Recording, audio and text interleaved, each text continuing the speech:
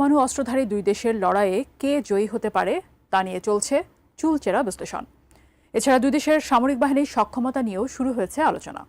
প্রশ্ন হচ্ছে, যুদ্ধ শুরু হলে কে জিতবে?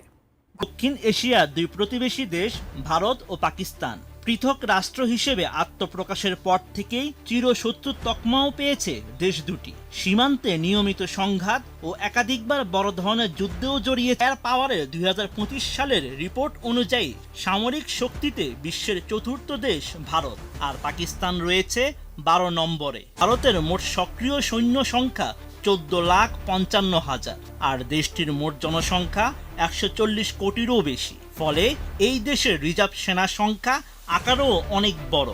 অপরদিকে পাকিস্তানের সৈন্য সংখ্যা ৯,৩৫,৮০০, রিজার্ভ সেনা ২,৮২,০০০। রিপোর্ট অনুযায়ী ভারতের ট্যাঙ্ক রয়েছে ৪,২০১টি আর পাকিস্তানের ২,৬২৭টি। ভারতের মোট এয়ারক্রাফট রয়েছে ২,২২৯টি। অপরদিকে পাকিস্তানের ১,৩৯৯টি। যুদ্ধবিমান ভারতের রয়েছে ৫১৩টি, পাকিস্তানের ৩২৮টি। ভারতের হেলিকপ্টার রয়েছে ৮৯৯টি আর পাকিস্তানের ৩৭৩টি। অ্যাটাক হেলিকপ্টার রয়েছে ভারতের ৮০টি এবং পাকিস্তানের ৫৭টি।